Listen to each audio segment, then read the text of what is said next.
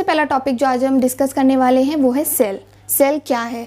जैसे कि चैप्टर का नाम है फंडामेंटल यूनिट ऑफ लाइफ, तो हम देखेंगे कि वो फंडामेंटल यूनिट जिसके ऊपर पूरी लाइफ बेस्ड है वो यूनिट कौन सी है। इस बात को समझने के लिए सबसे पहले मैं एक एग्जांपल लेना चाहूँगी। एग्जांपल में जैसे आप सभी ने देखा होगा कि अगर मैं आपसे पूछूं कि एक जो रूम है, एक जो घर है, वो किससे मिलके बना है, तो ऑब्वियस है कि आप बोलोगे कि रूम से मिलके बना है। फिर मैं आपसे पूछूं कि एक रूम भी जो है वो किससे मिलके बना है, तो आप बोलोगे कि दीवारों से मिलके बना है। और अगर मैं उसमें भी और अंदर जाके आपसे पूछूं कि एक दीवार भी किससे मिलके बनी है, तो आप बोलोगे कि ईंट से मिलके बनी है। तो जैसे कि हमने देखा कि कितनी भी बड़ी चीज़ क्यों ना हो, कितना भी बड़ा स्ट्रक्चर हो, कितनी भी बड़ी बिल्डिंग हो, वो सारी की सारी बिल्डिंग जो है वो एक सबसे छोटी यूनिट ऐसी है जिससे वो मिलकर के बनी है। जैसे कि दीवार भी जो है वो एक छोटी यूनिट जो उसकी होती है, जिसको हम ईंट बोलते हैं, ब्रिक बोलते हैं, तो वो ब्रिक से मिलके बनी है। तो उसी प्रकार जब हम लिविंग ऑर्गेनिज्म की बात करते हैं, वो ऑर्गेनिज्म की बात करते हैं जो कि लिविंग है, सांस ले रहे हैं, चल फिर रहे हैं, तो अगर हम उनमें देखें कि उनमें ऐसी कौन सी यूनिट है जिससे वो मिलके बने हैं, उनमें भी कोई ना कोई सबसे छोटी यूनिट तो होगी ही। तो जब हम उस छोटी यूनिट की बात करते हैं तो तब हम पाते हैं कि जितना भी कोई भी लिविंग ऑर्गेनिज्म क्यों ना हो, वो सब किससे मिलके बने हैं? एक छोटी यूनिट्स होती हैं जिनको हम बोलते हैं सेल, जिनको हम साइंस में बोलते हैं सेल। तो हमने क्या देखा कि जितने भी लिविंग ऑर्गेनिज्म हैं, जितने भी लिविंग इंडिविजुअल हैं, वो सारे के सारे सेल से मिलके बने हैं, एक ऐसी यूनिट जो वो पूरा इंडिविजुअल को बनाने में मदद करती है। आइए सेल को और अच्छी तरीके से समझते हैं। जैसे हमने बात की कि एक ईंट है, एक ईंट से मिला के हमने क्या बनाई? दीवार बनाई, एक वॉल बनाई।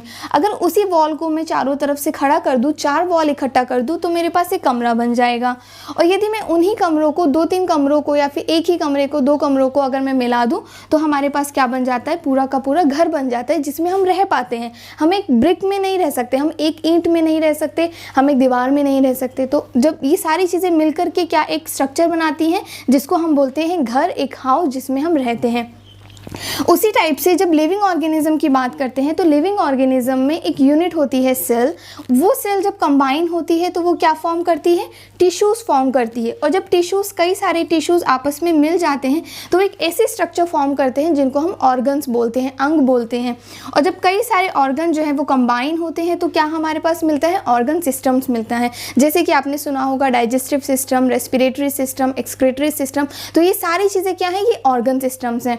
और जब हम कई सारे ऑर्गन सिस्टम को मिला देते हैं तो क्या बनता है? एक लिविंग ऑर्गेनिज्म बनता है, एक लिविंग बॉडी बनती है, चाहे वो ह्यूमन बॉडी हो, प्लांट बॉडी हो, एनिमल बॉडी हो।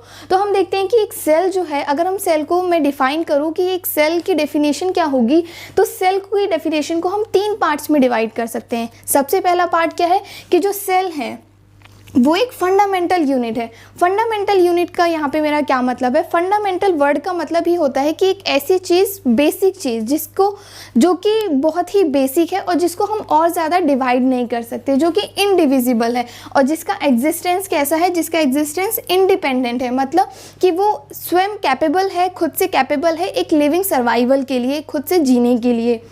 इसको हम बोलते हैं फंडामेंटल, यानी एक ऐसी यूनिट जिसको मैं और ज़्यादा ब्रेक नहीं कर सकती। अगर मैं सेल को कई सारे पार्ट्स में ब्रेक भी कर दूँ, अगर सपोज आप कहो कि क्या हो कि हम सेल को भी और छोटा कर दें, तो अगर मैं सेल को भी और छोटा कर दूँ तो उसका जो छोटा पार्ट मुझे मिलेगा, जो फ्रेगमेंट मुझे मिलेगा, वो लिविंग नहीं होगा, वो डेड होगा। और वो डेड पार्ट जो है वो एक लिविंग ऑर्गेनिज्म को नहीं बना सकता। तो यानी सेल ही वो बेसिक यूनिट है, सबसे छोटी यूनिट है जो कि एक इंडिविजुअल को बनाती है। दूसरी चीज़ हम देखते हैं कि सेल जो है वो एक स्ट्रक्चरल यूनिट है, जो हम अभी बात भी किया कि जो सेल है, सारे लिविंग ऑर्गेनिज्म जो है वो सेल से मिलके बने हैं। तो यानी सेल जो है वो एक बॉडी को फॉर्म करती है, एक स्ट्रक्चर को फॉर्म करती है, एक डिज़ाइन को फॉर्म करती है। और तीसरी चीज़ हम जो देखते हैं इंपॉर्टेंट, कि जो सेल है वो सिर्फ स्ट्रक्चर बना के नहीं छोड़ती, लेकिन वो स्ट्रक्चर जो है वो कुछ कार्यों को भी परफॉर्म करता है, कुछ काम को भी परफॉर्म करता है। और वो जो वर्क परफॉर्म करता है, जो फंक्शन परफॉर्म करता है, उसी को हम कहते हैं कि सेल जो है वो एक फंक्शनल यूनिट है। स्ट्रक्चर प्रोवाइड करने के साथ साथ, एक बेसिक यूनिट होने के साथ साथ ये कुछ फंक्शंस भी परफॉर्म करती है। कुछ फंक्शंस मैंने यहाँ पे मेंशन किए हैं, सिर्फ यही फंक्शंस नहीं हैं, और भी कई सारे हैं। तो एक फंक्शन, एक लिविंग ऑर्गेनिज्म में क्या क्या फंक्शंस होते हैं? न्यूट्रिशन, जब तक कि लिविंग को खाना नहीं मिलेगा वो जिएगा नहीं। रेस्पिरेशन, सांस लेना, ऑक्सीजन या फिर गैसेस एक्सचेंज कराना, एक्सक्रीशन, जितना भी एक्सेस रिमूवल है, वेस्ट प्रोडक्ट है उसको बॉडी से एक्सक्रीट करना, बाहर निकालना, एक्सक्रीशन, लोकोमोशन, मूवमेंट शो करना। तो ये सारे कुछ बेसिक फंक्शंस होते हैं। एक बेसिक, अगर इनमें से मैं किसी भी फंक्शन को हटा दूँ, सपोज एक सेल है वो न्यूट्रिशन परफॉर्म नहीं कर रही, तो अगर मैं ये फंक्शन को हटा दूँ तो वो सेल तब भी इंडिविजुअल में लिविंग नहीं होगी, क्योंकि अगर उसको न्यूट्रिएंट्स नहीं मिलेंगे तो भी वो लिविंग नहीं होगी। तो यानी कहने का मतलब क्या है कि एक सेल वो सेल है जो फंक्शनल यूनिट है, यानी उस एक इंडिविजुअल सेल में वो सारे फंक्शंस अवेलेबल हैं, वो सारे फंक्शन वो सेल करती है, जिसकी वजह से हम उस सेल को लिविंग बोलते हैं। तो ये सारे फंक्शंस एक ही सेल के अंदर होता है और एक सेल खुद से जो है वो लिविंग ऑर्गेनिज्म है।